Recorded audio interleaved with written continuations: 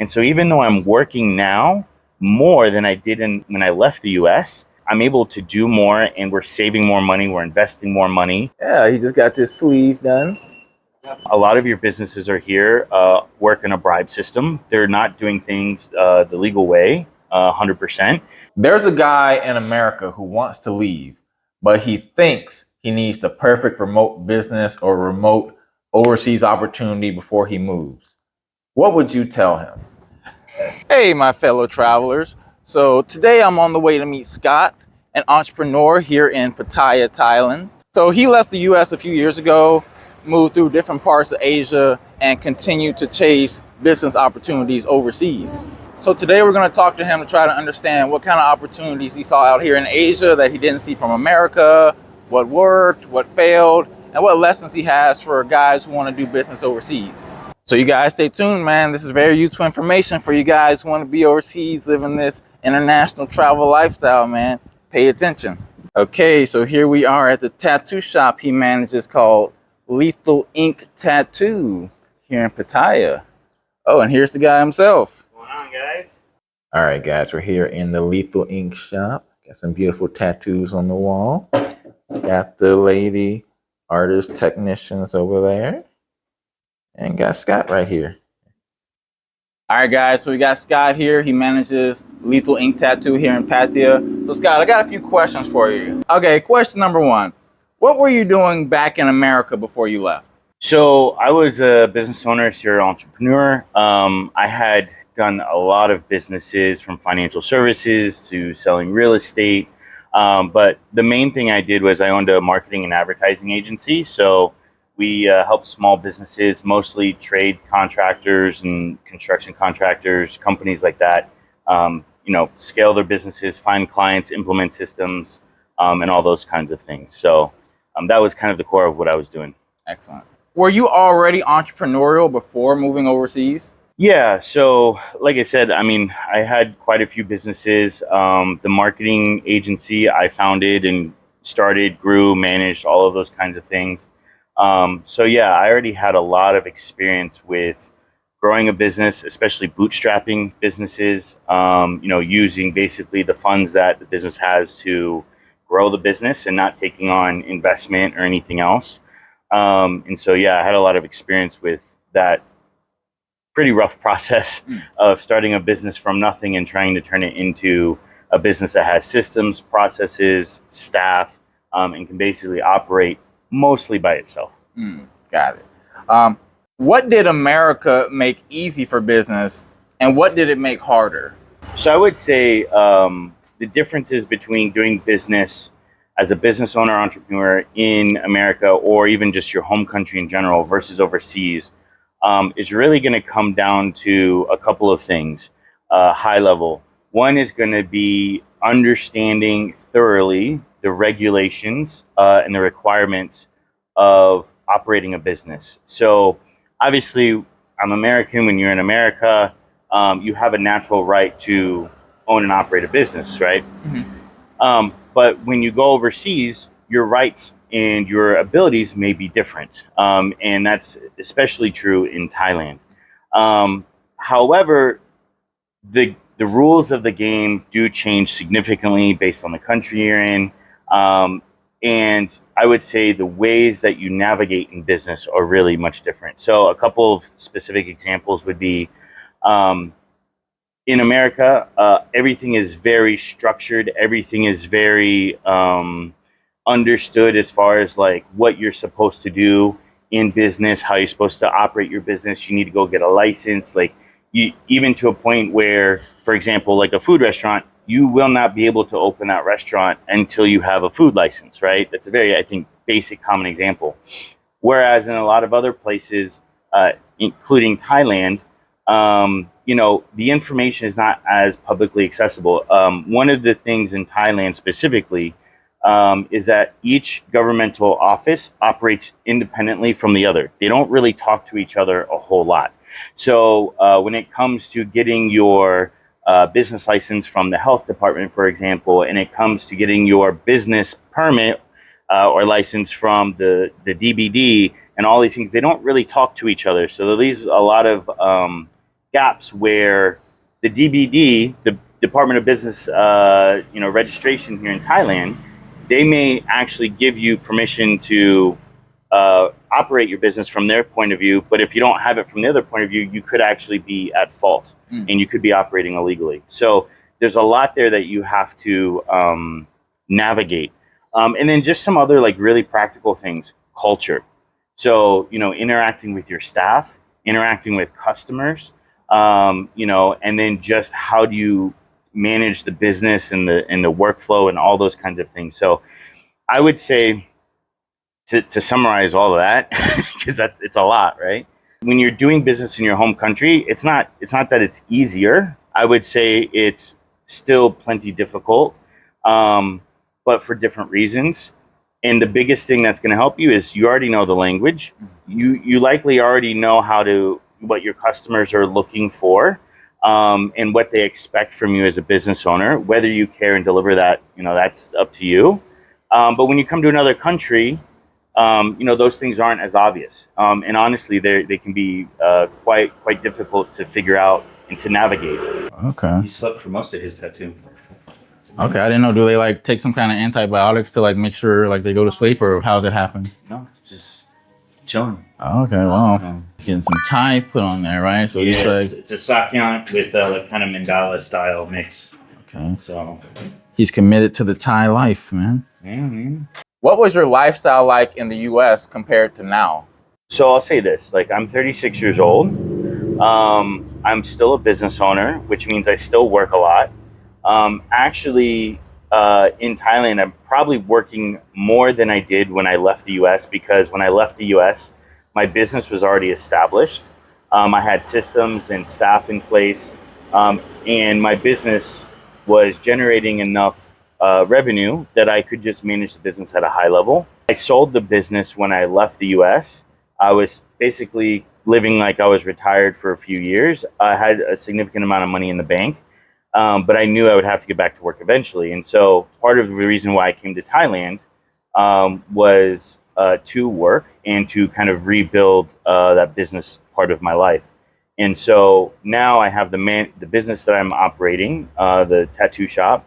The business is only about 2.5 years old. So we're almost now getting to the point where we have enough staff in the shop to where it's running itself. So we just hired our main last staff for that, and she's in training. So once she's trained up, the staff should be mostly operating by itself. And the shop does pay all of its own expenses. So currently it doesn't pay me any profits, but that's fine. It serves me in other ways. But the business pays for itself. It pays for all the staff. It pays for all the growth investments that we're doing, renovations for the shop, new equipment, staff training, all those kinds of things. So it's in a really good spot in just 2.5 years. We're looking at maybe next year, maybe the next year and a half, where as ownership, we'll be able to start taking some profits from that, because all of the initial serious growth investments that we've put into the shop will pretty much be done at that point, and the revenue will be high enough for us to start generating some money.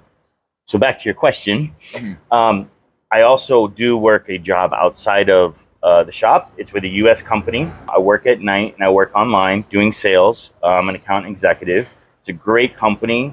I really, really like the opportunity that's giving me. I can make great money. It's a lot of flexibility, but I'm working a lot. I work in the shop during the day, managing customers, managing staff, and I go home at night and I'm working the job. But that is really by design.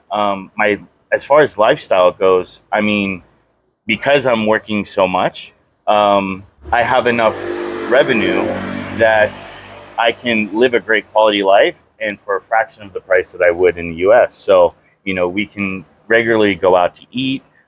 We can get massages. We can go to the sauna. We can go to movies. The only thing I'm not able to do right now, which I've done for quite a while, is travel as much. And that's because the shop still needs us here quite a bit. But again, once the shop is up and operational, we'll be able to travel a lot. But yeah, I mean, my lifestyle is honestly better than what it was in the US, just because in the US, I had probably more time, but because everything was so much more expensive, I couldn't live as much. And so even though I'm working now more than I did when I left the US. I'm able to do more, and we're saving more money. We're investing more money. I would say that because I've kind of been in a rebuild of my life, we're progressing much quicker than we were, even if we were in the US doing the same thing now, because everything is so much more expensive. And I don't have accessible all of the enjoyments I have in my life. You know, for example, here in Pattaya, a lot of people think it's just about the bars, the girls, all that kind of stuff. But you know, again, we do saunas, we do movies, we do a bit of traveling, go to Bangkok sometimes on the weekends. You know, even doing some kiteboarding and stuff. You know, about 30 minutes away in Satahip. There's a lot of things that you can do in Thailand and in these overseas countries, and it's very inexpensive. You know, especially if you have income coming from abroad. So Yeah.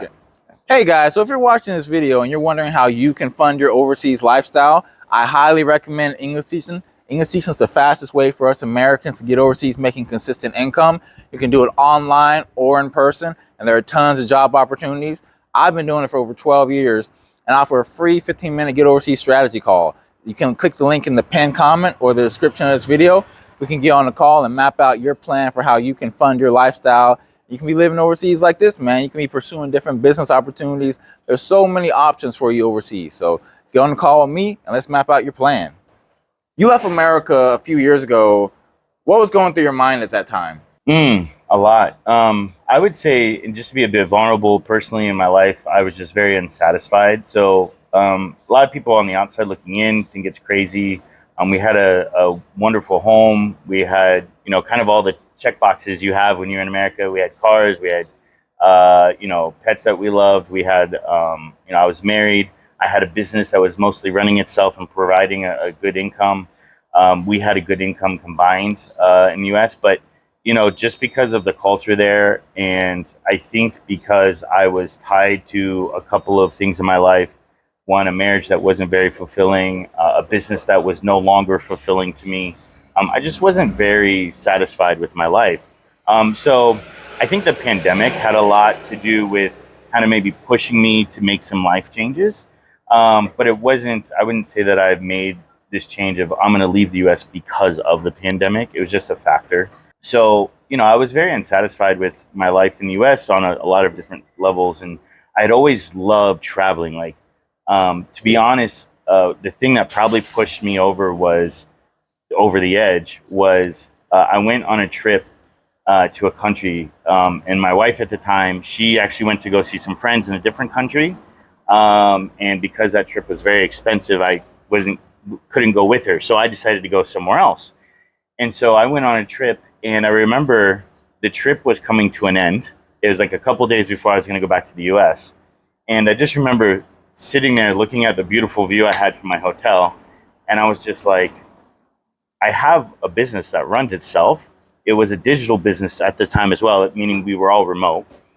And I was like, there's no real reason I have to go home. Like, I had a house, I had a car, I had pets, you know, there's like reasons, but like there was no other real reason. Like, I didn't have a job I had to go show up for, right? So I remember sitting there, I was like, there's just no real, and like, I didn't want to go back. You know, when you're on vacation or you're traveling somewhere new and you're like, oh, I want to extend, right? I want to stay. I could, and I did. Yeah. And then eventually I went back, but I just remember, like, I think that trip was the first time I had traveled in a very long time internationally. And I just remembered how much fun it was. And I was alone. And so I was able to just kind of do my own thing, going off exploring. Like, if I wanted it, I remember I went on a weekend trip to a city nearby, and it was just a blast. And so I think that awoken in me that kind of adventure, that kind of excitement of what I had when I previously traveled and didn't have. And so, yeah, you know, this started the thought process of, well, what if I could downscale my life in the US, get myself untied from a lot of things, and then just be able to live this life of where I could just go off and travel. And I'm trying to think at that time, like, I don't think that I had it like made up in my mind that I wasn't coming back. I just wanted to go off and travel, and I wanted to see what life had for me and what would happen. And I remember when I left, I did tell my family, I said, I'm probably not coming back. Like, if I can make this work overseas, figure this out, financially and everything and how to survive, I'm probably not coming back. But I don't think I was yet like I'm never going. Now you ask me, it's like, dude, no. Like, if I have nightmares, it's nightmares about having to go back to the U.S. So my plan at this point is not to go back, and it's grown from when I first left. I was pretty, like I said, pretty unsatisfied with my life, and I think there's a lot of negative emotions tied with that. Now it's more from a place of peace and calm, of where I can just clearly see the advantages of being abroad. It can be very, very challenging at times, and it's not for everybody, that's for sure. But there's plenty of advantages, and if you're the right kind of person, meaning that you can go out and I wouldn't even say comfortable, but you're willing to carve your own path. You're willing to find your own way. You're willing to have probably most things in your life not guaranteed or not like solidified that they're going to happen a certain way. That's what life in the U.S. gives you, but it tends to create a very boring life, I think. But some people thrive under that consistency. For me, I need randomness. I need adventure. I need everything be different, and that is not easy all the time. But it's fun, and it keeps life from being boring, and that keeps me engaged in life and enjoying life. So yeah. So I didn't have this mindset of I would leave and never come back when I first left. I thought it was likely. Yeah. But yeah, now that I've been overseas, I think now maybe 5 years, I've never been back. There's no point for me to go back. So I have no desire. I've thought about, like, it might be nice to go see family, but at the same time, you guys can come see me and you're getting a vacation, and it's going to be much cheaper if you come here versus if I go there. Yeah. So, why even do that? Yeah, I agree. Yeah. Okay. สวยไหม20 centimeters. 19 I think okay นะ Yeah, I think so. พอดี You can take a look in the mirror. เพราะสีมันเข้ากับคือขาผมดีสุด Yeah, I think เนยไหมครับ I think that's about as big as your ไม่เนย Yeah, that size is good. อยากสักผมไหมครับ อยากสักค่ะ จริงเหรอ ใช่ค่ะใช่โอเคแต่ต้อง They said I could get a tattoo today, guys. They said I can get maybe some Thai writing on my body. What countries in Asia did you spend time in after leaving America? So when I left the U.S., I actually went to South America first. I did a little bit there. My plan actually was to probably settle into South America long term, just because of the time zone. I still had clients in the U.S. at that time. Was doing consulting remotely with clients in the U.S. So just for the time zone, mainly. And I love South American culture. I mean, I just love Hispanic culture, Spanish culture. And coming from Florida, that probably took a role in that, because I was surrounded by Hispanics and Spanish people a lot. But I had this idea of going over to Asia, and because I had the opportunity to, again, I wasn't tied to anything at this point, and so I was like, well, let me go over to Asia, and because who knows if I'll have the opportunity again. So I hopped on a flight and I came over. Was only supposed to spend like 6 months, maybe a year here. It's been 5 years now. I haven't even been back to South America. I went obviously first to the Philippines. First time I was ever going across the world. First time I was ever going to Asia. I was like, let me go to the country where they speak the most English. So that way I could settle in quite a bit easier. And I think that was a smart play for me personally, because again, I just like descaled my life in the US down. I was traveling alone. And so I think that was a smart play for me. I'd also, at that point, was going through a divorce as well. So, I had some emotional instability and stuff, and having that English accessibility, I think if I would have come to a different country, it would have been a lot harder, just because conversing with people in general, I went to the Philippines. I think I spent 6 months in the Philippines. I did travel around a lot. So I had a condo that was in Manila, but I didn't stay in Manila for 6 months. I did a month in Cebu, and we did a whole trip around the island of Cebu in a month. Did that with a friend. That was a ton of fun. Just went to different parts on the island of Manila and different parts of the Philippines to travel and explore. And then I went over to Indonesia. Maybe it's cliche, but I had always a desire to go to Bali because I remember like years ago, before I left the U.S., I remember I saw I think it was an NBC special about these expats, and this was before like being a digital nomad was cool or even a thing. But these people were going in Bali and they were working from cafes near the beach, and they could buy a coconut for $1. And I just remember seeing a really, really old news article or video about that from years ago. And I was like, I just want to go to Bali because I just had that idea. So it was my birthday and my visa was expired for Philippines, or I could renew it. But I was like, let me just go to Bali and see how it is. And so I spent 10 months in Bali. I didn't live in the tourist areas, and I lived in a Balinese compound in the middle of the island, in the middle of rice fields. Had the most amazing time of my life. Still my favorite place I've ever been. But also did a lot of traveling. So I did traveled throughout Indonesia. Jakarta is probably one of my favorite big city. I'm not a big city kind of guy, but Jakarta is probably one of my favorite big city places. And then I also did a month stint throughout Southeast Asia. So I took a month and I did, like a Malaysia tour. I did a Thailand. That was the first time I'd actually come to Thailand, Laos, and, Vietnam, a bunch of countries.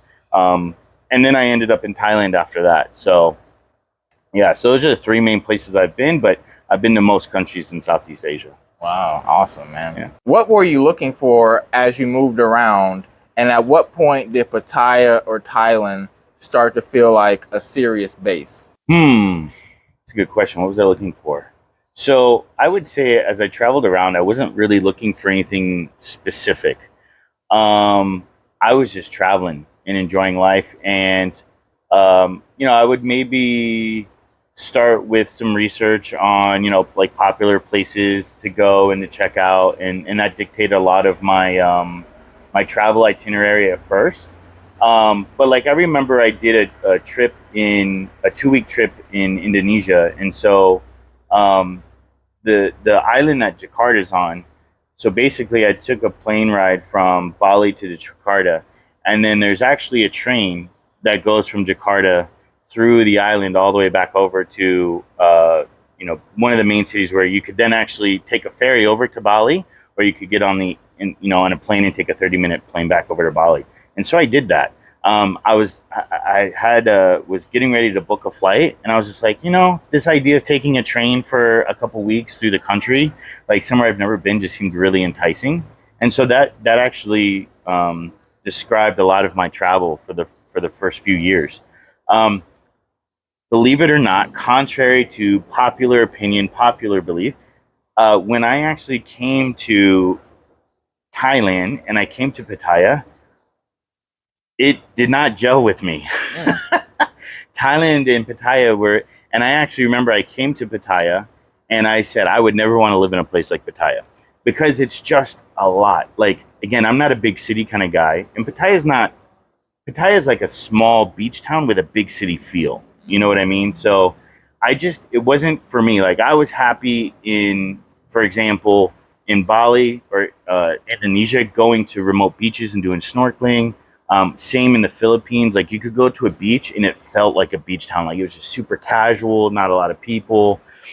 Pattaya is a lot different, man. It's crowded, and there's a lot of people here, and there's a lot of a lot of the bar scene and party scene, and like I've partaken in that, and that's fun every once in a while, but it's just not something you can do sustainably, and it's just not something that I was really interested in. The reason why I ended up coming to Thailand in Pattaya was because I got to a point in my life where I wanted to start working again. So when I left the US, I had a bunch of money saved. I was doing some consulting and stuff on the side. I had some clients, but none of it was really like long-term consistent. And so I wanted to, and I was honestly at this point pretty burned out on business and trying to get business going while I was remote. I find that very difficult. So that's something we can talk about, dive into more. I just wanted to find a good paying job and like work for a while, save money, and just enjoy my life, like while I had consistent income coming in.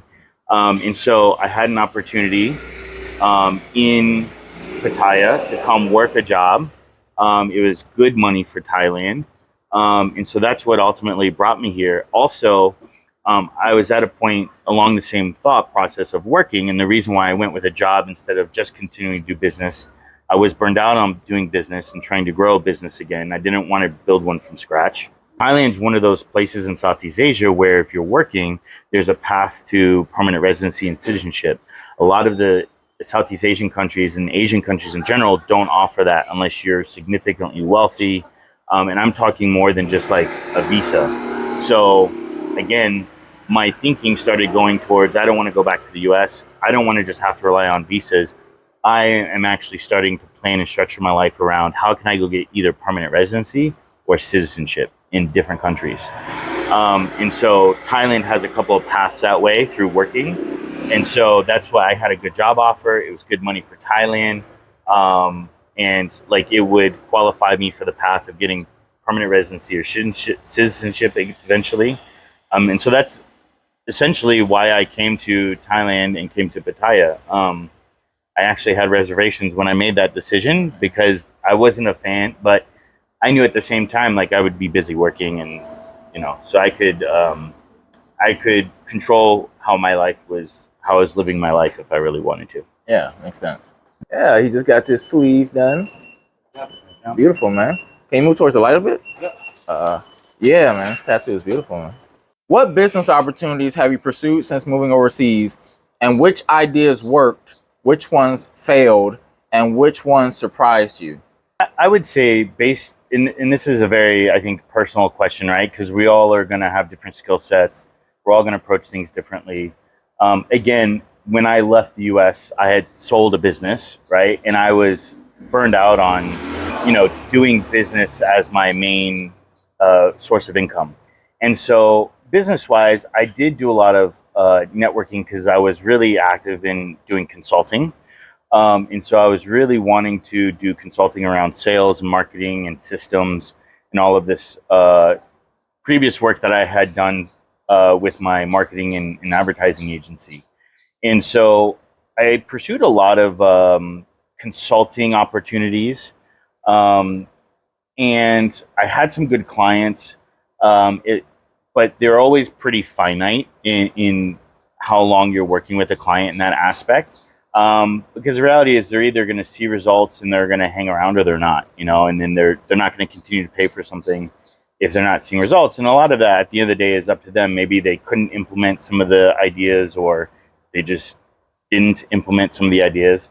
And so I would say consulting was something that honestly I still have opportunities for these days. The company that I'm working for in the US as a contractor, I'm working as a sales executive. But because I'm bringing in such unique unicorn experience of sales and marketing in such a practical way, they're actually, looking at me for promotion to kind of step up into, more of a, not consulting, but, more of a managerial kind of role to help the company solve a lot of their gaps between sales and marketing. So I think when you have some really strategic and tactical skill sets, there's a lot of opportunities that will come your way. And that's just an example. I just finished working with a real estate company in Bangkok, which I was pretty much consulting with them for about their sales and marketing as well. And I've had several other roles like that over the years. But like I said, those things are usually finite. They're usually set for a period of time, and then, you have to find another one. People in the US, we always say like your net worth is in your network, right? And that's 100% true no matter where you are in the world. But when you move abroad, it becomes very, very difficult to actually maintain a network of people that I feel like you're in that same kind of communication with. For example, when we first met a few years ago, it was in a Facebook group. Mm-hmm. You were living in China, right? Mm-hmm. At that time, I was living in, I think, Bali or the Philippines. Like this was years ago, right? Mm-hmm. And so we've bounced around a few different places, and now we both just randomly ended up here in Thailand.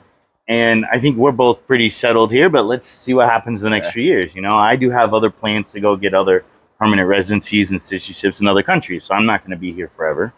So it can be. I found that it was very difficult to have a digital business as far as for me, consulting in sales and marketing and actually grow a client base, like a considerable, valuable client base, being remote and not being tied into like local business networking and communities. So now I probably, honestly, looking back, could have done more work on like LinkedIn and things like that. So, but my heart just wasn't in it. So I've done a lot of consulting.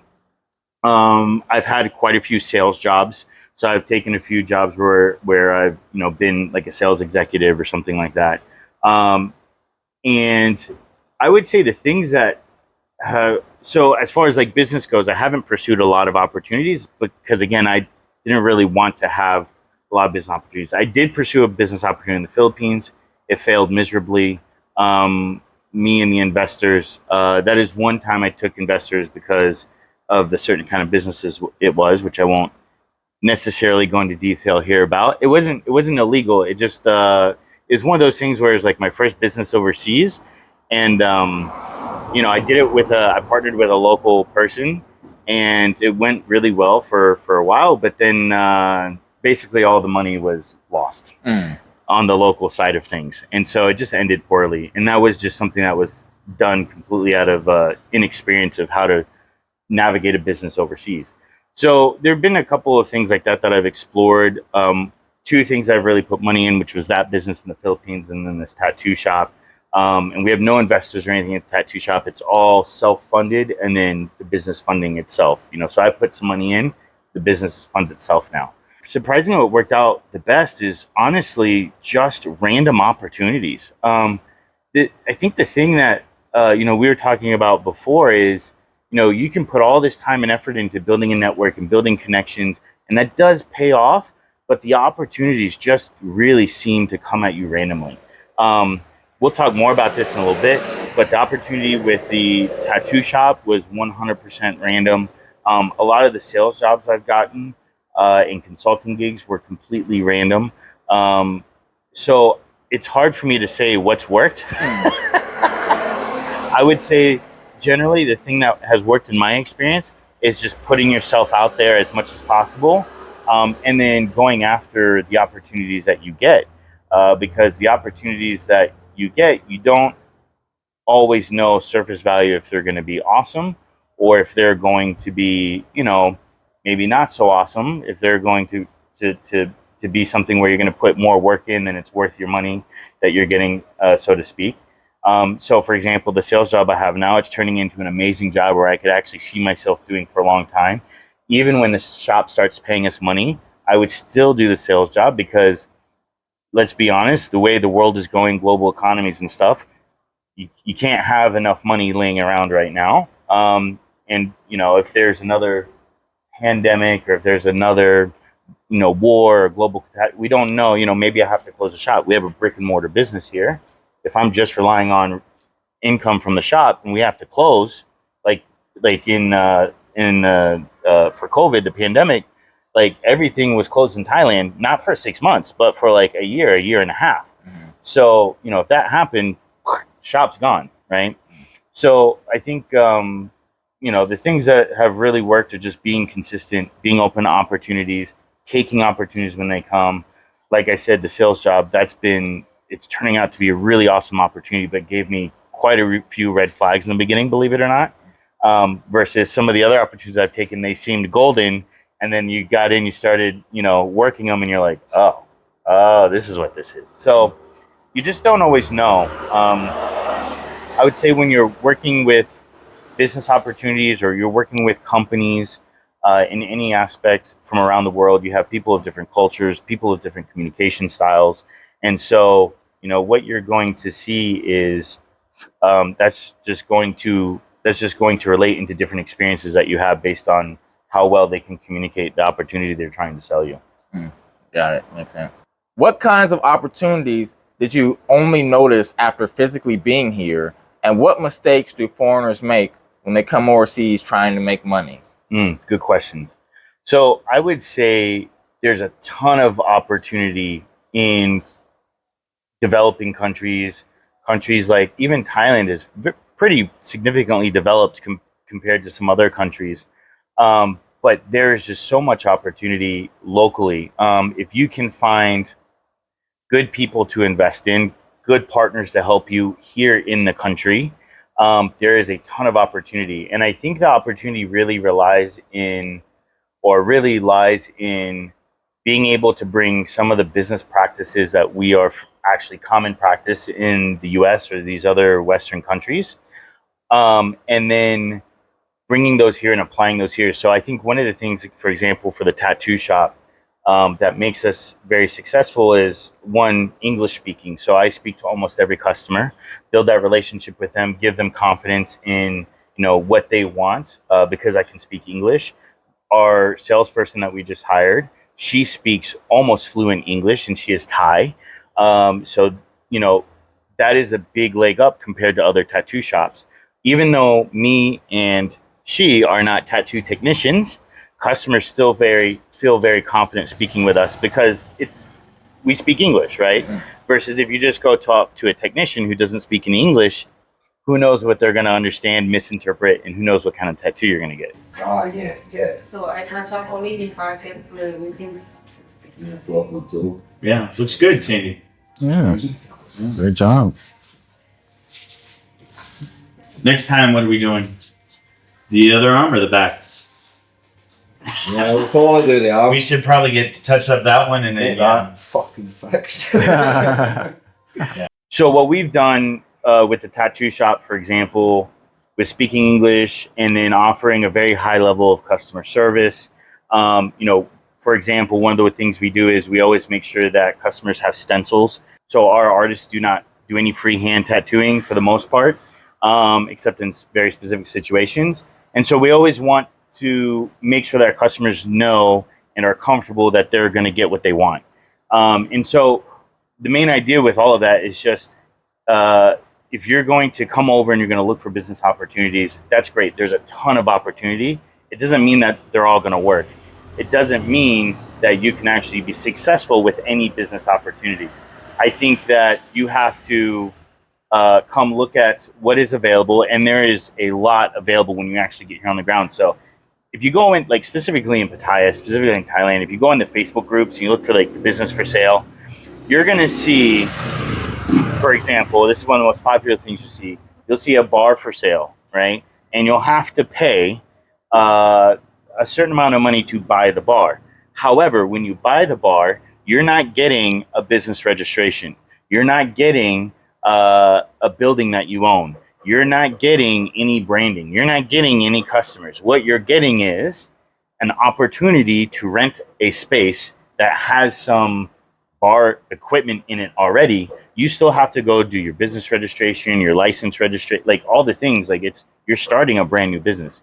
But the way, specifically here in Pattaya, that they position a lot of these business opportunities, they're not business opportunities. It's just opportunities to rent a specific location.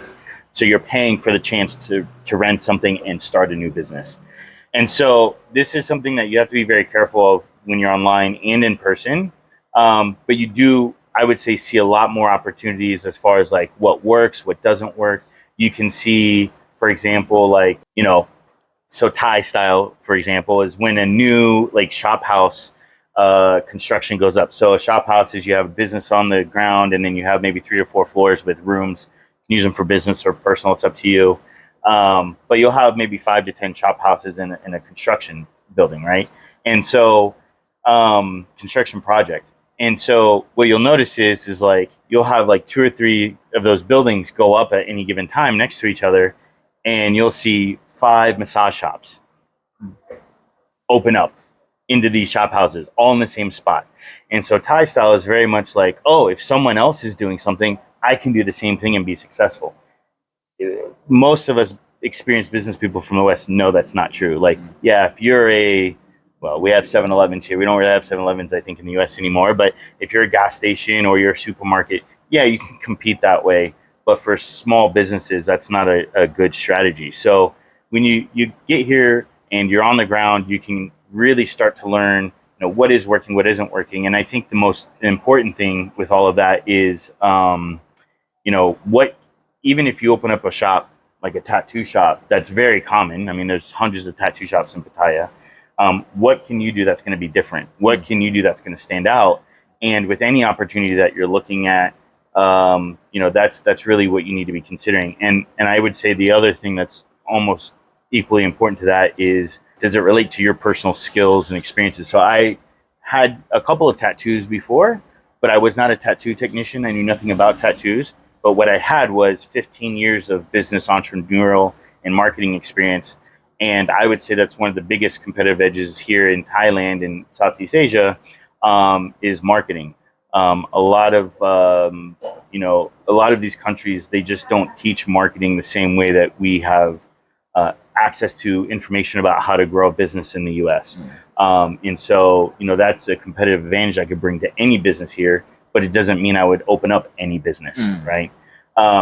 So, and then I think along those same lines, like where people lose a lot of money or waste a lot of money, is just not doing any research. So, I mean, I can't tell you, for example, the previous owners that owned this shop, it can be very difficult to know who is a actual lawyer or accountant who's trying to help you, and they're not just charging you for bribes, and they're trying to do stuff in the quickest way possible. So I think ignorance is the biggest way. Ignorance in knowing what the actual process is, what the legalities are, what's required of you.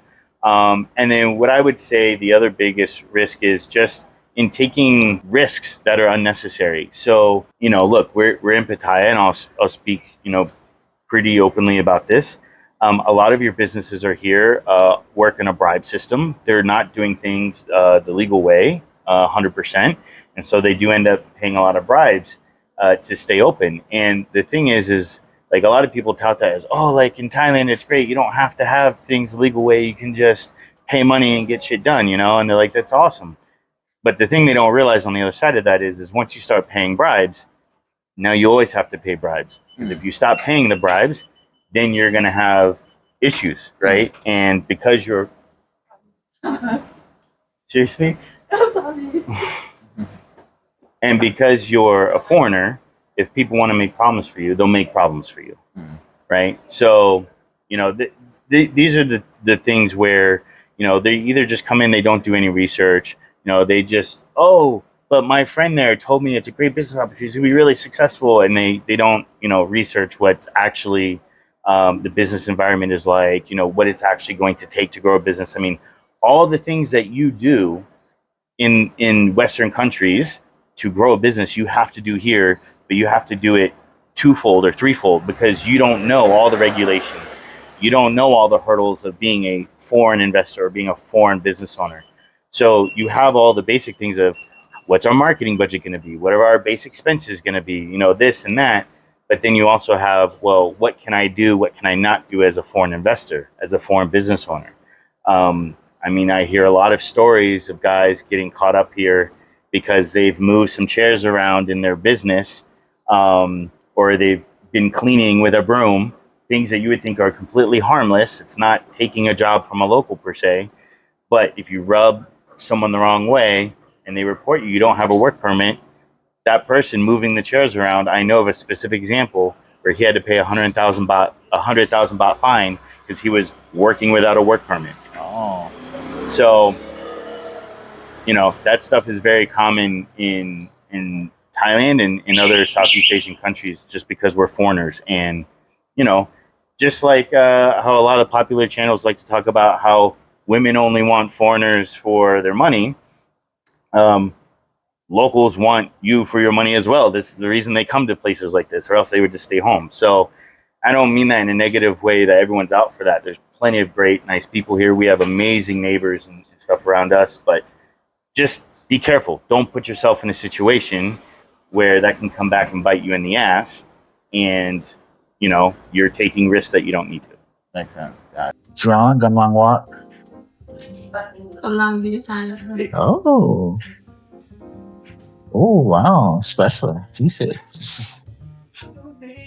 สัตว์แบบนี้ต้องใช้เวลากี่ชั่วโมงสัตว์ I think 1 ชั่วโมงค่ะ 1 ชั่วโมงจริงเหรอ ใช่ I think มันเป็น cover ไง โอเค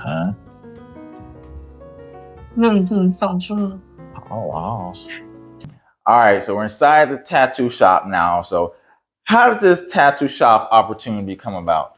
Look, when people always ask me about the tattoo shop, they think I go the conventional way of, oh, I had a great idea and I want to open up a business. And my journey with the tattoo shop has probably been complete opposite of how most people actually open up a business here. So as I said, I came to Thailand and I came to Pattaya because I had a job offer. And so I worked that job for about 6 months. And then it just didn't work out. It didn't work out. And so it was just one of those opportunities, right? And so I was looking for another opportunity, and the tattoo shop was already existing and it was already in business, and they were looking for someone to come in and help market manage it. It was only about 6 months old at this time. And so met with them. Obviously, I've got a lot of experience in sales and marketing. And so I came to work in the tattoo shop. And then after a period of time, a short time, only a few months, the owners basically said they were, not wanting to fund the business anymore. So at this point, they hired me like right before low season, which was unfortunate timing. And they just had funded the business. I think they'd put over 2 million baht into the business. I think they just had a Thai partner who is not helping them invest money wisely. And so they burned through a lot of upfront capital. And so they just wanted to stop funding the business. And basically we agreed to, hey, if you guys want to keep the brand alive, you want to see the shop turn into something, I'd be willing to take it over. But it is a failing business. Like, you've put so much money into it, it's not making any money. Like, honestly, I think the first month that I worked in the shop as a total did maybe 10, 15,000 baht. That's it for the whole month. And so that's not enough to pay. We had technicians on staff. I was on staff, salaried, and so they were just losing a lot of money. But I told them, hey, I'd be willing to take it over. They agreed. And so I literally just was handed the tattoo shop. Now, when I say I was handed tattoo shop, everyone goes, wow, it's amazing. Like, what an opportunity. Just keep in mind that the business was failing. It was not making any kind of profit. It was not even coming close to paying the bills of the shop. And also there was a lot of work I had to do because there's a lot of things that were not structured properly. As far as like business registration, there was no license for the business. So like, if I was an investor looking to buy a business, so many red flags, no, like, just absolutely not. But because it was an opportunity where they're like, hey, we just don't want to put money in and we want to, but we'd love to see it continue to turn into something. It just was, again, it was one of those random opportunities that just really came together. And for me, honestly, it was just a way to continue to stay here in Thailand. As I said, I was looking for work. I wasn't really interested in doing much business. So I had wound down my consulting at that point. I still had some decent money in the bank. So it was literally a decision of like, okay, well, I can, do tourist visas, maybe do some visa runs, because that was still kind of a thing, at the moment, a couple of years ago. So maybe I can do some visa runs, extend out my time. I've got money to live on. It'd be chill. And then I can just continue to look for work. Or I can take pretty much all the money I have left, invest that into structuring the business properly, getting a visa, getting a work permit. That also extends my time here. But now I have a lot of liabilities. And so, but I said, fuck it, basically, and let's see what happens. And again, just kind of going back to what we just talked about, right? You have to be willing to take opportunities. You have to be willing to take risks. Because either way, at the end of the day, I don't have a life in the US. I have a bank account. I'm probably going to go back and get a phone number now, so that way I can access that bank account, because I've lost login access to it over the past years.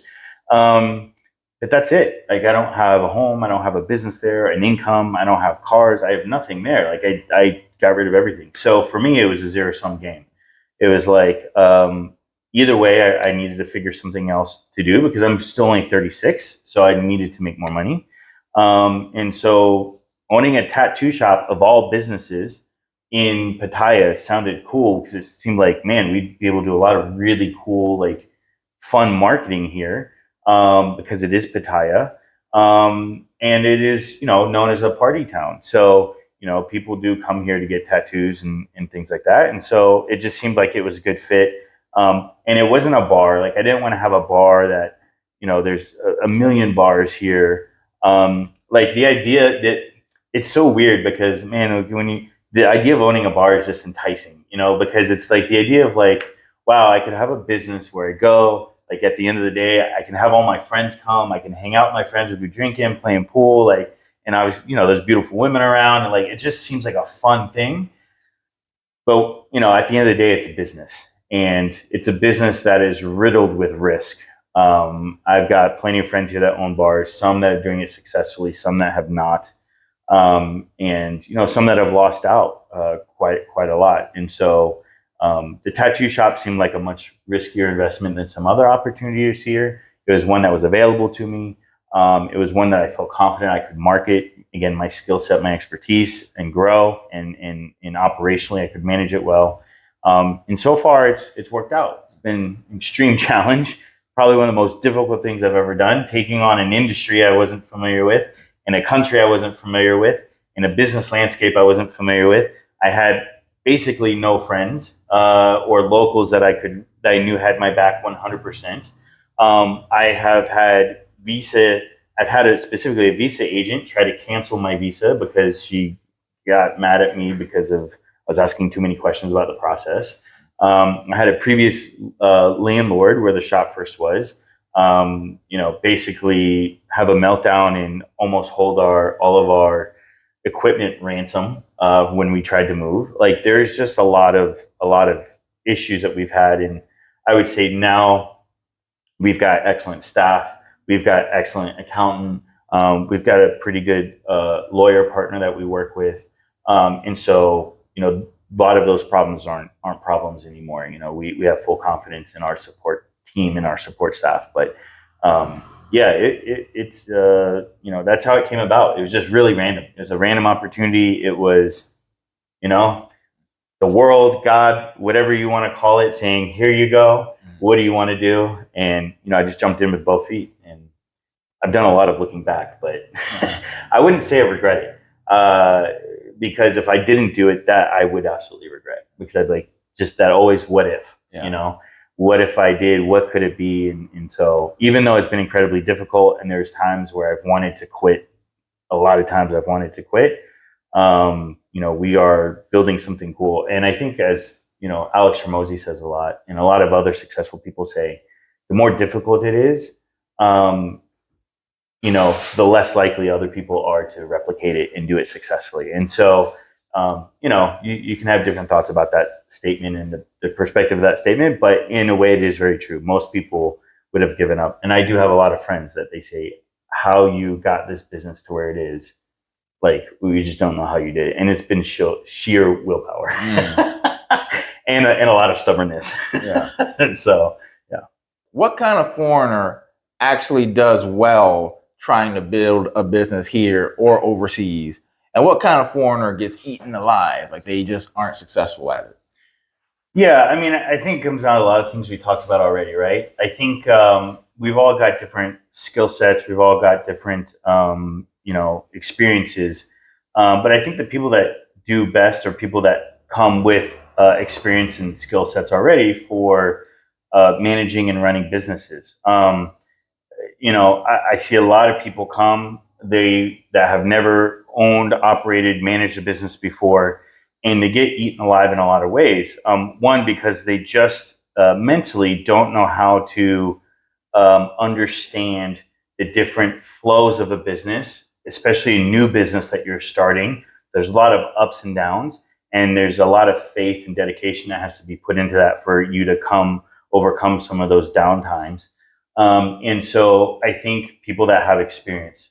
So if you're interested in coming out to another country and starting a business, honestly, like even if you just have a remote business online where you're at now, just something to give you experience of like, oh, okay, I can kind of understand. Like for me, if I had no experience with the tattoo before the tattoo shop, there's so many times I would have quit, because I would have been like, this is like, why? I would have had no perspective on understanding why certain things were happening, why the business was going through different cycles. Even just, the fact that we have to have licenses and how important that is, and how many problems you can have with authorities and legal bodies if you don't, do things the proper way. So I think a lot of it doesn't really come down to the type of foreigner, whether it's race or whether it's country or anything like that.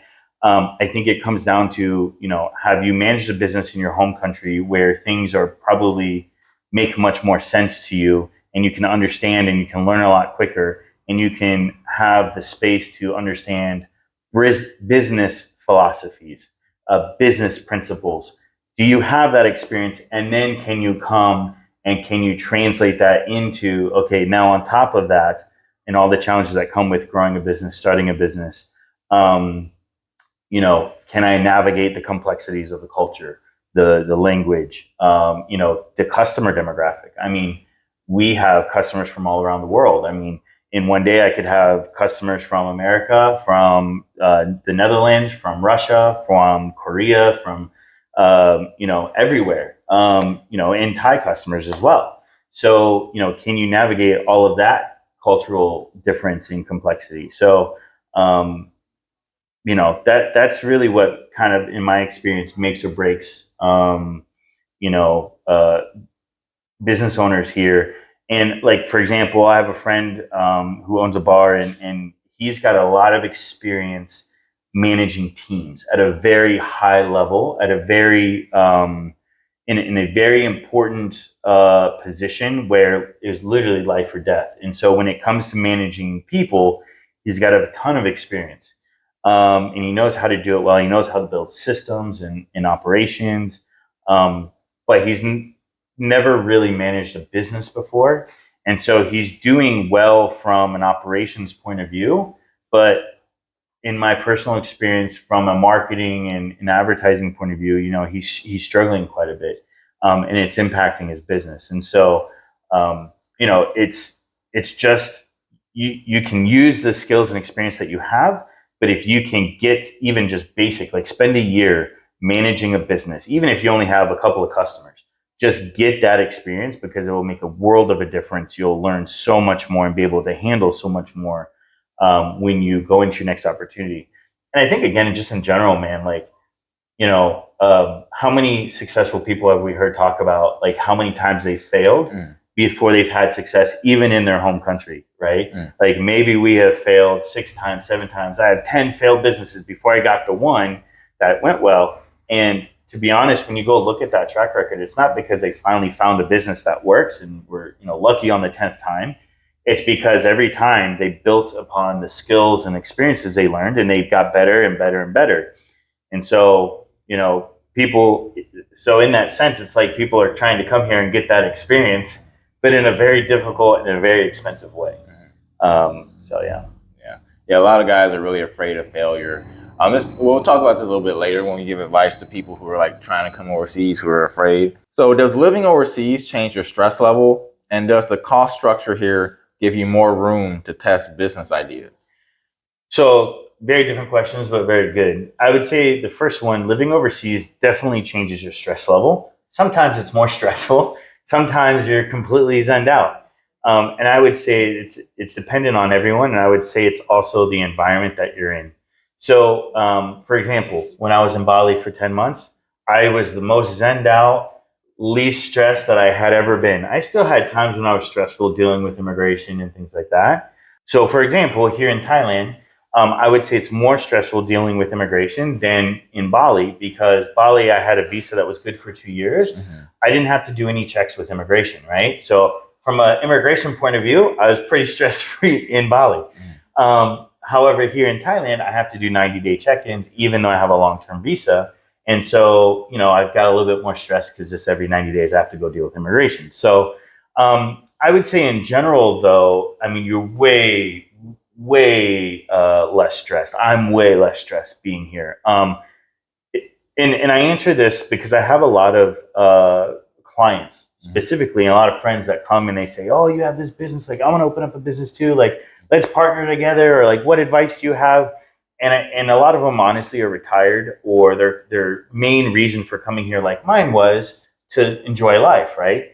And so I tell them all the time, specifically in Thailand, and specifically in Pattaya, I tell them, look, if your main goal is to come over and enjoy life, don't start a business. Pick up a hobby by all means. Like, go buy a broken down motorcycle or car and fix it up. Like, have hobbies, 100%.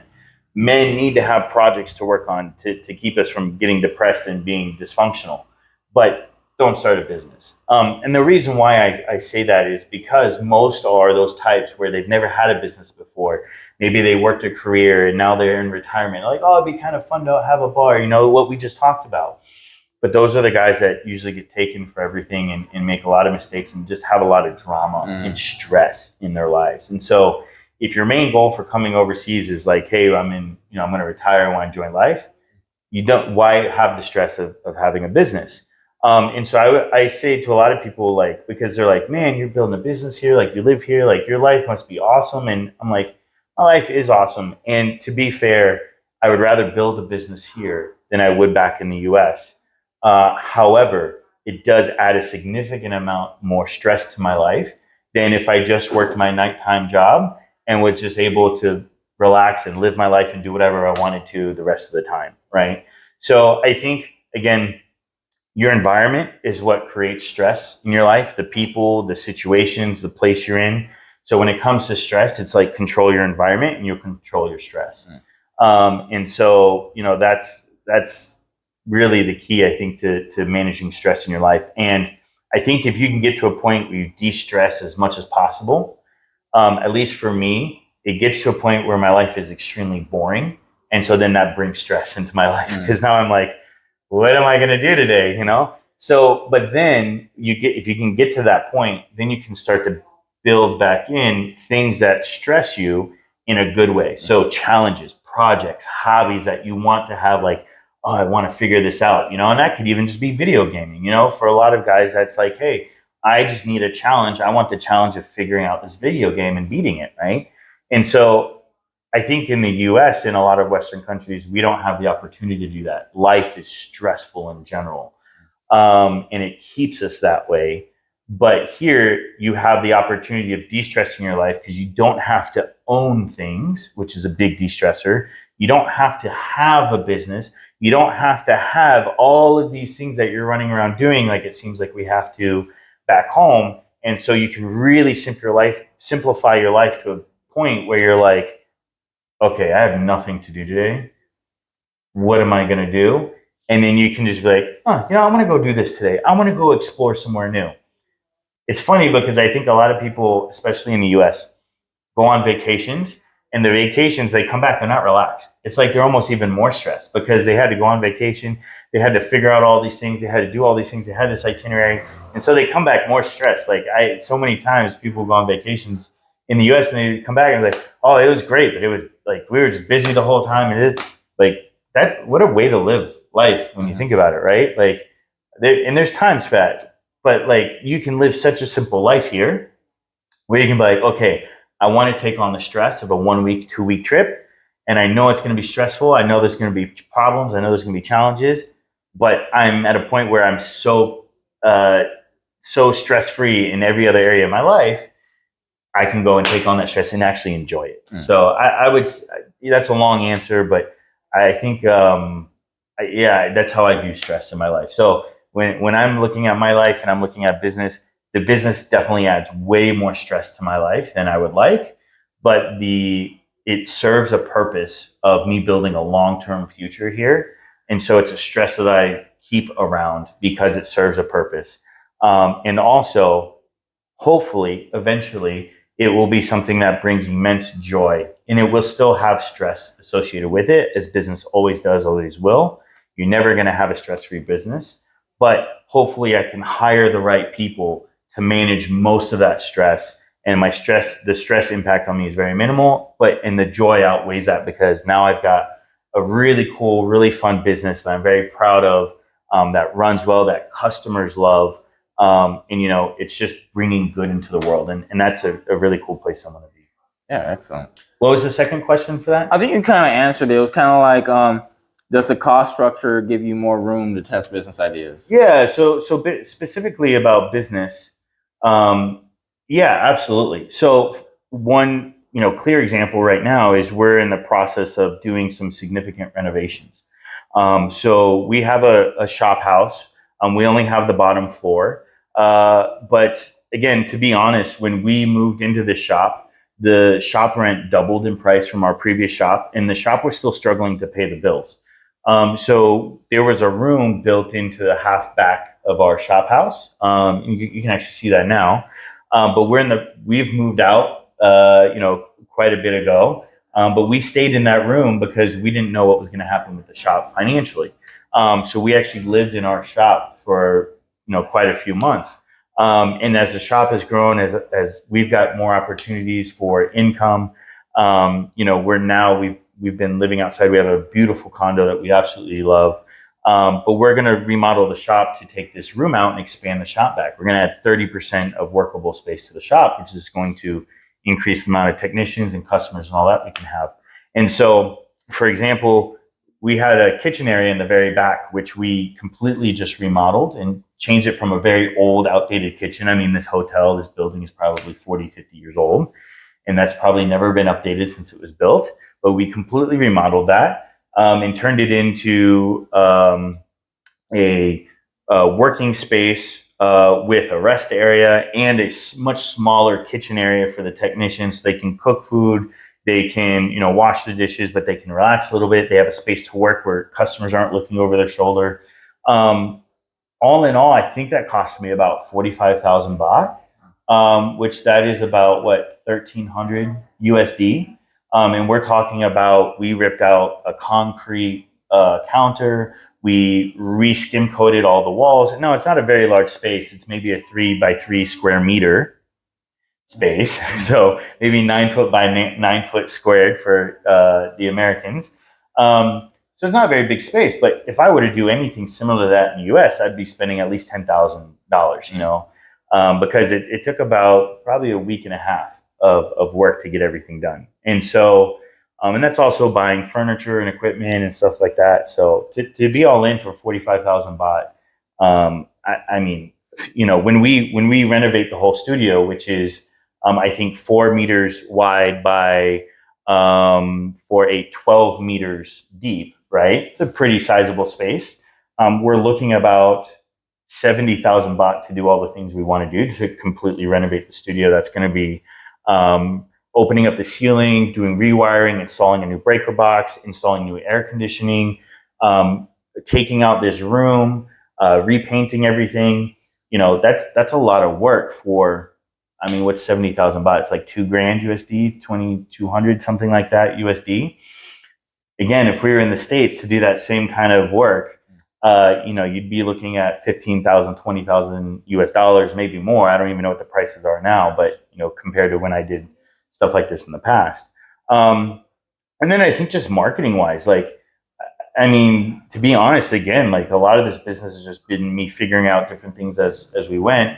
I'm a marketing guy, but when I first started the business, I couldn't run ads consistently because we didn't have enough revenue from the shop. And so there was a long time where we ran Google and Facebook ads and they weren't optimized, even though I'm a marketing guy. Because I just had so many other things going on in the business. But because the costs are so affordable here, we were able to run marketing campaigns consistently, even though they weren't, optimized, just because things cost so much. Getting shirts, getting hats made. I mean, all this stuff is very affordable. And this honestly is the fun stuff for the business. So yeah, when it comes to optimizing and testing and even hiring staff, I mean, our new staff we just hired, she's working 5 days this month, 5 full days. And, her salary for that 5 days is going to be 2,500 baht, so if she works a week, if she works 2 weeks, I'm out, a few thousand baht to test if a new employee is going to do well for us. And it's so incredibly cheap. Now, I don't want you guys to think I underpay my staff. There's modes in place. She can earn commissions and bonuses when she's fully trained. My staff earns good money. Just as far as a base salary in training, things like that. It's like how many staff can you hire to test at one given time. This is something I did when I had the agency and we were hiring remote staff a lot from the Philippines, VAs and things like that. We would hire 2, 3, 4, 5 staff at a time. And we would just keep the ones that were the best. Mm-hmm. And so you can do the same thing here if you can find the staff, which is another challenge.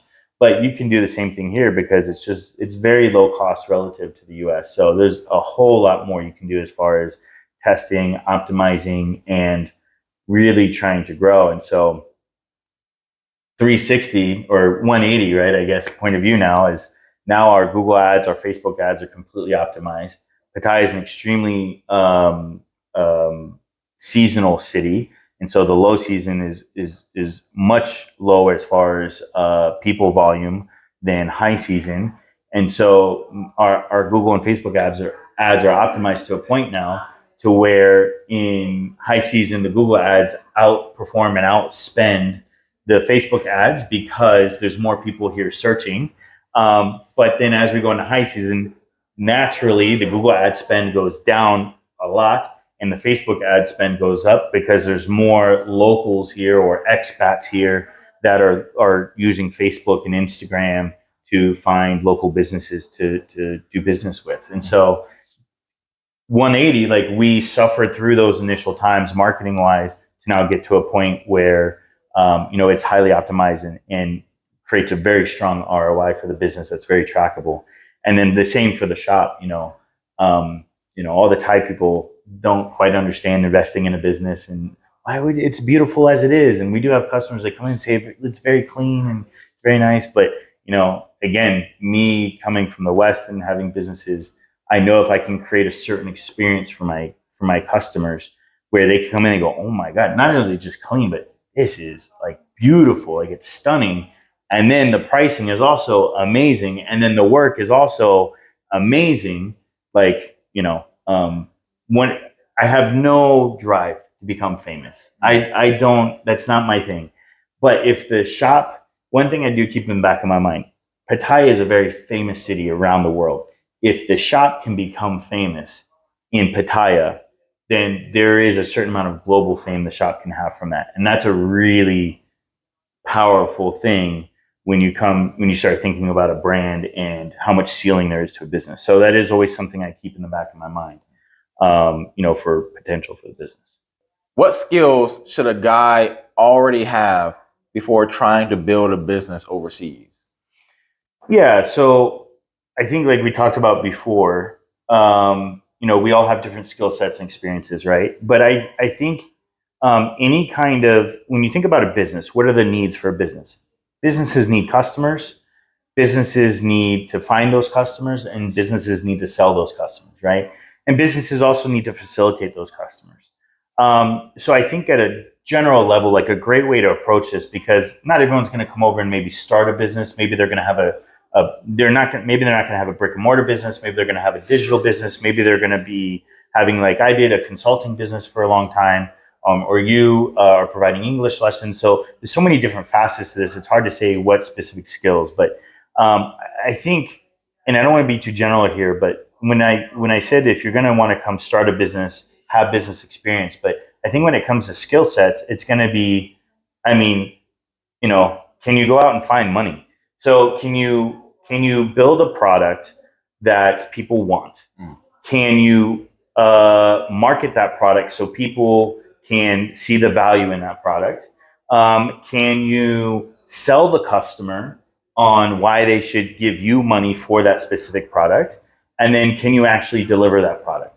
I think if you can think in terms of business and skills in that way. So you've got marketing, you've got you've got marketing, you've got sales, you've got product deliverability. So a thing that you're actually doing, you've got all these different areas, right, where you can build skill sets. I think if you're wanting to have a bulletproof skill set of being able to make money, you have to think in these terms. Because I think if I just think, oh, I want to have a tattoo shop, I'm going to go learn how to tattoo, right? Or if you're like, hey, I want to go teach people English skills, I'm just going to learn how to teach English, like that's only going to get you so far, right? you have to have all these other ways of knowing how to find customers, of how to, talk to those customers. And so I think communication, regardless, is a massive undervalued skill set in the world now. So communication on just, do you know how to communicate with people to make them feel comfortable around you? Can you communicate ideas effectively so that way people can understand them? Can you listen to other people so when they're telling you their ideas, you can understand not only what they're saying, but the intent behind that? Um, I would honestly say communication is probably and not just even specifically to languages, but just communication in general is the number one most undervalued skill set. Because if you can be really good at communication, it's going to help you with all those things. So if you're going out and trying to do consulting, if you're going out and trying to be someone who does, language teaching, or you're going to go out and open up a brick and mortar, like communications affects everything from the people that are working with you, as far as lawyers, accountants, companies that you're going to be working with, your staff that you might have, your customers that you might have. I mean, communication's it. So if you often find yourself struggling in communicating with people in general in your life, like that's the first thing you need to figure out. And so you need to get your communication skills down 100%. And then I think from there, it just depends on what you're naturally inclined for. I say this knowing that some people, like myself, are more introverted and not as extroverted. And so maybe communication's not like maybe you're not going to be the guy who's going to go out and do sales and talk to all these people and all this stuff, right? And so maybe you're going to do something more behind the scenes. IT has been a very popular field for a long time. But again, I think you have to be careful with very specific skill sets. Like, I'm going to go get IT degree and do this and that, or I'm just going to go learn how to do English because, or I'm just going to go learn how to do tattoos, right?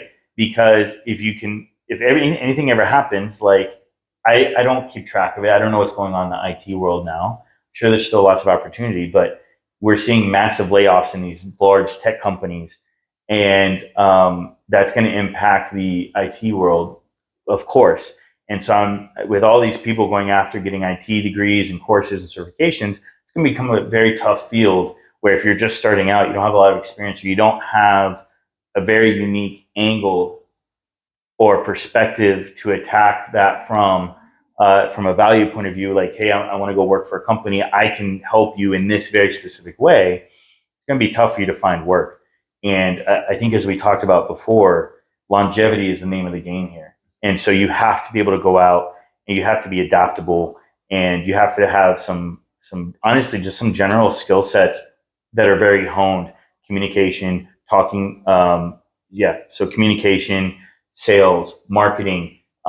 If you can have an understanding of these things at a very practical level, then you'll never go hungry. You'll never be without work. In reality, we say that you might have some seasons where you don't have much to do, but there's always going to be another opportunity knocking at your door. So go learn the things that you're passionate about. Go learn the things that you think are going to be your future, whether it's tattooing, whether it's teaching language, whether it's IT, go learn those things. But at the same time, learn how to communicate with people. Learn some things about sales. Get some sales experience. Like, even if you're going to go into IT, which you're going to be working on computers and not doing sales, go get a sales job while you're learning IT. Like, just build up your skill set and build up your experience. So that way, maybe you're working for a company, you're doing IT, and you're working on a project that is, I don't know, related to sales, or something like that, like the sales of the company, right? Well, now because you have sales experience, you can relate to, hey, here's how we build out this, and again, I'm showing my complete ignorance in the IT world, programming world. I'm probably speaking incorrectly about these things, but the point is like, the more experience and perspectives that you can bring in and skill sets that you can bring in, the more opportunity you'll have. So there's not one skill set you need to know. There's not one piece of experience you have. You need to get as many as you can. And the more you can exercise those skill sets, I would say, is probably more important than just having a bunch of knowledge about skill sets. So again, I have a ton of opportunities that come my way, more than I can actually take advantage of, which thankfully I'm blessed in that way. But that's because I've spent years honing those skills and basically beating my head against a brick wall in the format of business. just figuring out what works, what didn't work. And that's cost me a lot of time, cost me a lot of money, cost me a lot of stress in my life. But it's put me in a position now where I have a lot of opportunity. And I mean, I would say when I first moved out of the US, there was a lot of fear there. There was a lot of, okay, like this is uncharted territory. Like before, if I wanted a job, there's some very specific, or if I wanted to start a business, like it was easy to go start a business. I knew exactly how to do it. If I wanted to go find a job because I needed to make some money, like there's very specific outlets for that. When you go international, you still have access to outlets, but I don't know, for me, it just felt different because it just felt like, well, there's all this opportunity now. Like even looking, for opportunities in different countries, it just feels like the world's a lot bigger. And so I think there was a lot of fear for me, like, what's the best way to do this? How do I figure this out? And so, but now, like now that I've literally just gone through it for the last 5 or 6 years, I feel pretty confident that I'll never go without, and honestly, money management, like get good at money management. I mean, there's so many guys that have no self-control. And so they have no skills, they have no self-control. Their expiry date is pretty much like we can calculate it down to the week, right? Yeah. So like for yourself, money management, like be very good at saving money, at managing your money, living within your means, so to speak, which honestly, if you're good at making money, you can easily live within your means in these other countries and not go without. So, that just even means your life is going to be better quality as well. But I would say communication is the biggest thing. And then money management, I just thought of that, but money management would be the next thing. Like, because having money in the bank has saved my ass quite a few times. So. 你 speak Thai ได้ด้วย He speak Thai ได้เหรอคะไม่ว่า Didn't know. She's asking you to speak Thai. เซนยูเหรอ ใช่เหมือนกันเหมือนกัน ไหม เหมือนกันไม่เหมือนอันนั้นเหมือนลองทำสปีกไทยลองทำ There's a guy in America who wants to leave, but he thinks he needs the perfect remote business or remote overseas opportunity before he moves. What would you tell him? Well, I don't think he's necessarily wrong for thinking and planning ahead. However, there is going to be no perfect opportunity out there. As we've talked about a lot, opportunities when you go overseas can be completely random and you have to put yourself out a lot. But I think it's good to prepare yourself. But there's no perfect opportunity. What I would say is you need to scale down your life in the US. Like if you're serious about moving abroad, if you have debt, deal with your debt, get that shit taken care of. If you're not making as much money as you want, or you're not making as much money as you want in a remote opportunity, you got to get that figured out. I mean, you do have to have income, or you have to have money saved, or both preferably, right? But I think if you're looking at like, hey, I want to go to Thailand, I want to have a business set up and running before I ever go, it's not really how it's going to work. Your likelihood, I'm not saying it can't happen. The likelihood is you're just going to get run through and the people that you have around you are just going to try to feed as much money off of you as possible. So you really have to kind of be here and get your core team in place. And that takes a lot of time. And again, side note, but for example, when I hire staff, a great thing about Thai people is they're very sticky. So what that means is when you find good staff and you treat them well, they're never going to go anywhere. They're not going to leave your company, right? They're going to stay around because Thai people, when they find something that they're good at, they find a job that they enjoy, they're happy doing that, right? However, for me to get sticky Thai people trained, takes me about 6 months of one-on-one training. They just learn and adapt new ideas very slowly. So that's why, like, hey, I'm going to build a business remote just doesn't really make any sense. So I think what you need to have in place is you need to reduce the liability that you're carrying in the US, whether that's debt, whether that's assets that are costing you money, liquidate all that, get all that stuff taken care of. reduce your cost of living down as much as you can. Ideally, have nothing in the US that costs you any kind of money, if you can. And then when you go overseas, what you're looking at is a much lower cost of living. So like we were just talking about, like there are some people here living on $1,000 a month. Honestly, it's a pretty meager living. You can do it. I don't know if you're going to have a lot of fun, but you can do it. But if, again, I think like I've been outside of the US for 6 years now, but I know that wages have gone up. It doesn't feel like they've gone up in the US because life in the US is way more expensive than it was 6 years ago as well. But for me, living here in Thailand, me going and saying, oh, I can go get a remote job, and they're like, we're going to pay you the minimum. Well, the minimum for me here is still pretty freaking good. Like, I can make some good money and have a great quality of life. So, like I would say in Thailand, for me to be able to save a reasonable amount of money, to live a comfortable life, which comfortable for me means I have hobbies. I'm going out to eat all the time if I want to. I'm going to get massages a couple times a week. I'm going to the sauna. Like I'm able to take the supplements I want to take and work out. Like I have all these things that I want to enjoy in my life. 100,000 baht, about 3K USD for me is the sweet spot. So now if I want to do things like have a family, I want to live in a nicer place. Maybe I have a motorbike that's completely paid off. Maybe I want to go get like a big bike, a sport bike or something. Obviously my cost of living is going to go up. But you can live a very comfortable life on 2,000, 3,000 USD. And if you're building your skill sets, you're building your experiences, you can go out and find a company that, where that's kind of honestly the minimum salary. So what I would say is there's no perfect time, there's no perfect opportunity. What there is there's making you a decision. There's structuring your life so that way you have the least amount of liabilities as possible. And look, I understand that some of you guys have kids and you've got other things that you need to, take care of. Maybe you've got investments that you need to wind down, and some of that takes time. Understand all of that, but put your plan in place. If you really want to separate and leave from the US, then put your plan in place and just enact that plan. Reduce, and for me, what makes sense is lower your liabilities as much as possible, get your income up as much as possible, and in a way that you have a lot of flexibility of location and time, and then move overseas because as soon as possible.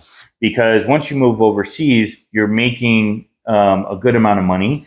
Your liabilities, your cost of living is really, really low. Now you can actually save money. And with this money that you're saving, you can then reinvest into different things that you want to reinvest in, whether that's the stock market, whether that's property, whether that's businesses.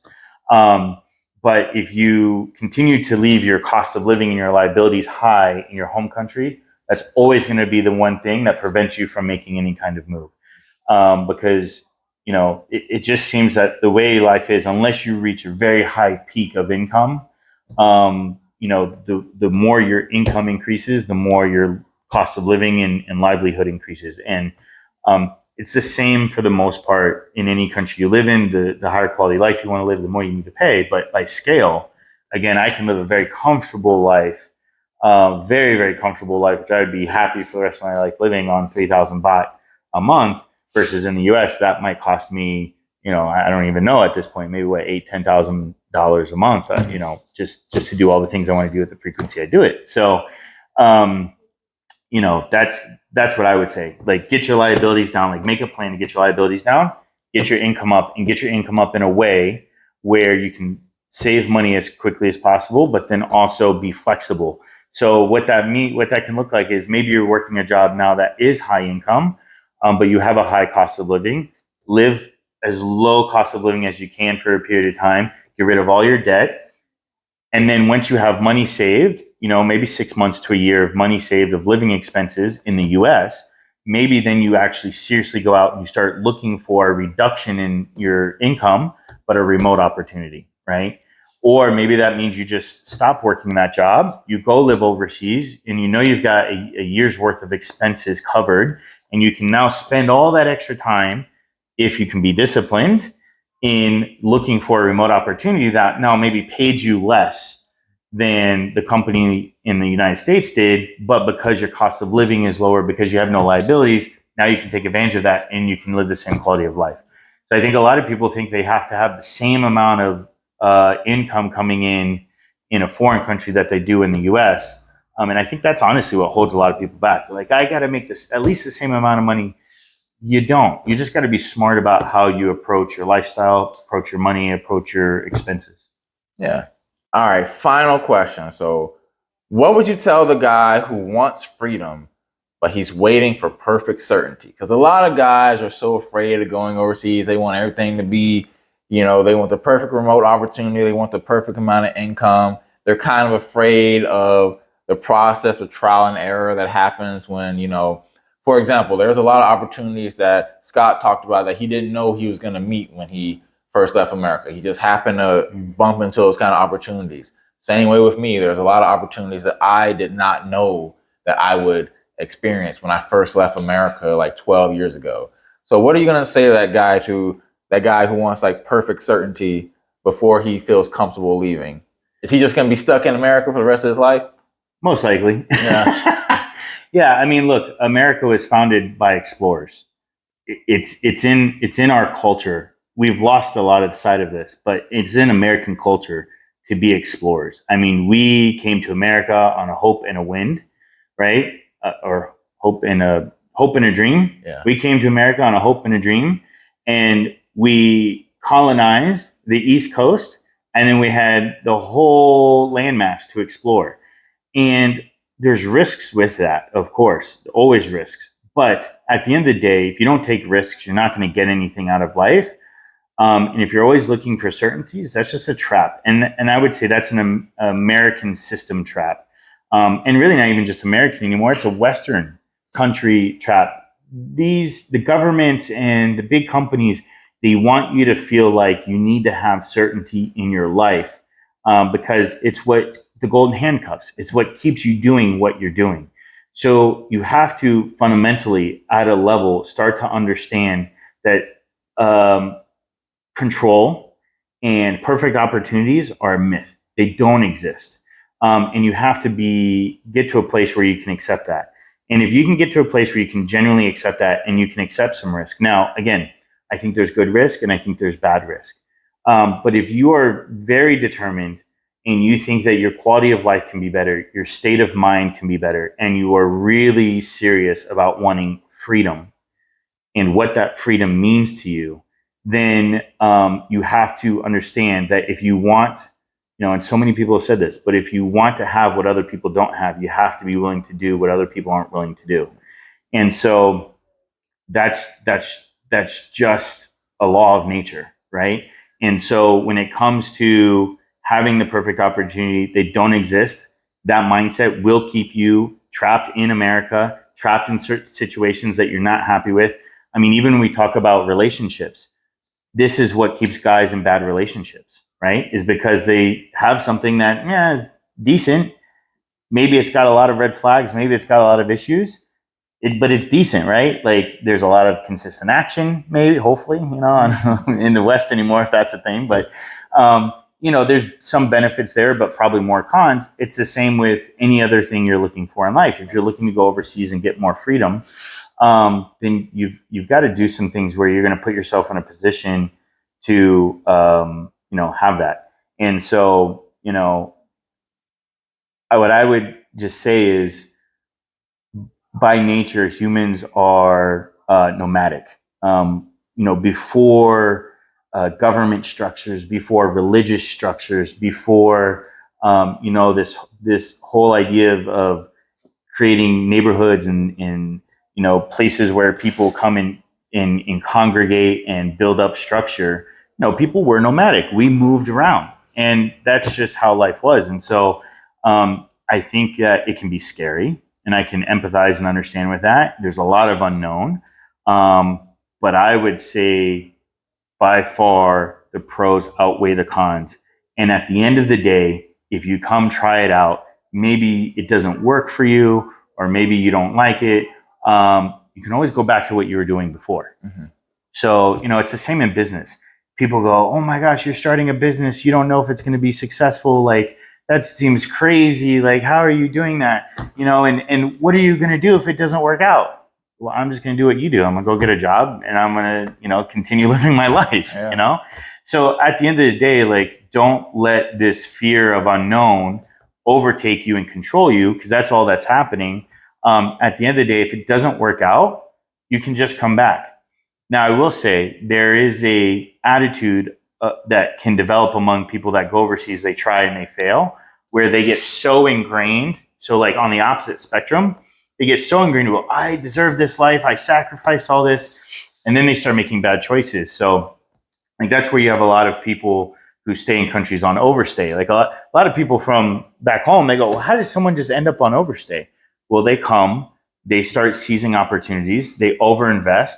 And then when the opportunity doesn't work out, they're just too, I don't know, what's the word? They're too stubborn, I guess. They're too unwilling to let go of what it was that they were chasing to take a reset. And that's really all it has to be. And I know a lot of guys that have come to Pattaya specifically, they've had a business, maybe even 10, 15 years, and then they had a different opportunity, or maybe they were just bored with the business, they sold it, they went back home, or they went to another country, pursued another opportunity, and then they've come back, right? And they've opened up another business, right? So I think that American culture and Western culture, but American culture specifically, it really gets us ingrained in, we have to know where our next paycheck's coming from. We have to know where the next opportunity is coming from. And that's all just fear-based, and it's all control-based. And that's all an illusion. In reality, I would think that one of the most liberating things when you travel overseas is you realize how little you actually can and do control, because everything's outside. You go to a country, you have to go through immigration to get entrance into that country. I know that as Americans, a lot of times I have a passport. It's a valid passport. Like, you should let me in. This is how that's not how the world works, So you have to, in a sense, and me too, be broken of a lot of these beliefs. And I think if the only way you're really going to do that is to put yourself in a position to be subject to the world and to the opportunities that can come your way, and to kind of learn these lessons. And something that's become relevant for me is this term of being a cultured person or a cultured man, right? And for a long time, I had a vision in my head that was someone who, in a very American mindset way, was very successful and had experienced, things in American life. But what I've found is that myself and the people that live a similar lifestyle, we become much more, for the most part, this is not a hard rule, right? But we become much more holistic people in a way of where I would say we're much more mentally stable, and we're much more open to the way the world works, because we have experienced loss, we have experienced risk, we have experienced tough situations where it's like, okay, I either have to leave this country, figure out where else I'm going, or maybe I have to go back home for a bit, or maybe this, or maybe that. I've been lucky enough not to have to go back to the States, but I can be honest and tell you guys that there have been some serious times, and I mean, not just like a day, a night. I have had moments of months where I've been in a situation where I'm like, literally, might have to be looking at going back home,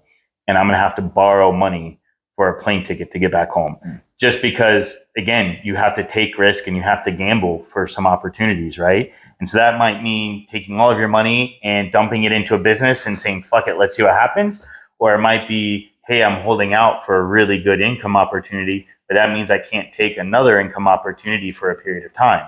So it just doesn't always come down to like you're bad with money or you're bad with opportunities. It's just the ebb and flow of how the world works. And so, you can't be held back by that fear mindset, by that control mindset. You got to let that go.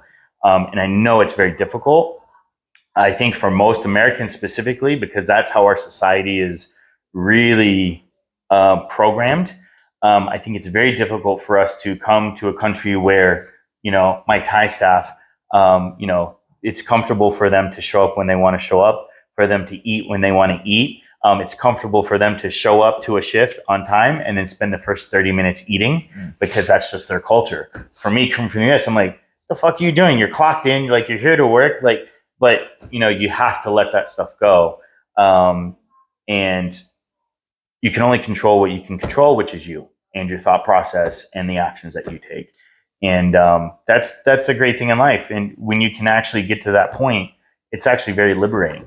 You know, it is very liberating, because then you stop trying to control everything. You stop trying to control other opportunities. And I think you actually attract more to your life in a very holistic way. You attract more enjoyment, more peace, more fun.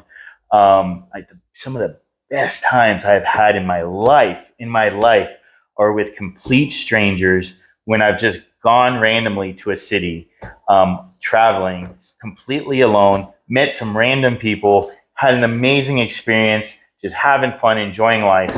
And I would have never met them if I didn't just go. So, you know, yes, you need to make some plans. If you want to live this lifestyle for a long time, you need to be prepared. You need to build skill sets. You need to do all of these things. You need to be willing to eat humble pie at times, and, you know, maybe live a very simple lifestyle so that way you can survive. But if you can do all of those things, because I think the thing is like, and I would be curious your opinion on this.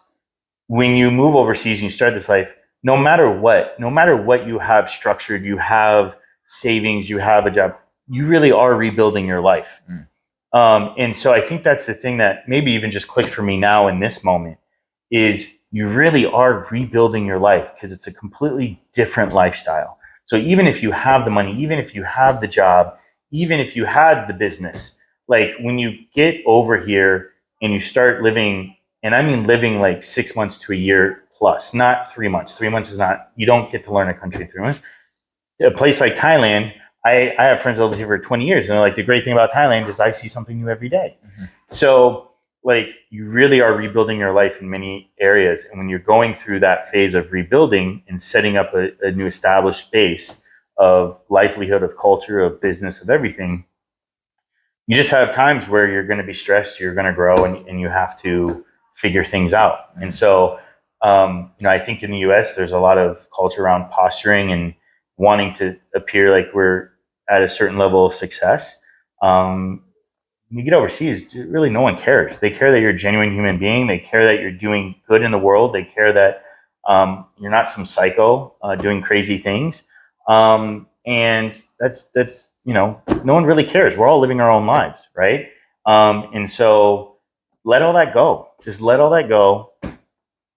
Structure your life so that way you can take advantage of opportunities. You can start living a better quality of life at a lower cost, and see what happens.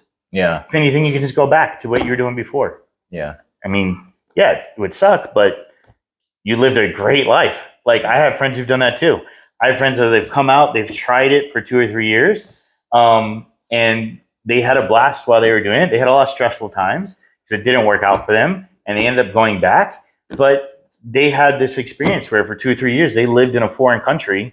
And I know personally, before I did all of this and had all this experience, I would talk with guys. I had a friend who he spent 10 years abroad.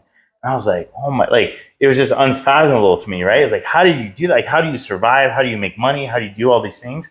It's the same questions you guys are asking yourself now. You just come and you figure it out. That's it. Yeah. One day at a time. Yeah. And really about going overseas, like, you get a chance to kind of reinvent yourself. So it's kind of like you get to press the restart button, and you can kind of become the kind of person you always wanted to be, because you don't have the same kind of constraints of like, oh, I grew up around these family members. They know me as this person. I have to be this guy. The people I went to school with, they know me as this person. You can kind of mold yourself and make a bunch of new experiences that build you into the ideal type of person that maybe you've always wanted to be. Yep. 100%. Excellent. Money. Oh, money help. ไม่เผด็จการฮิตเลอร์ Money help. Money. Yes.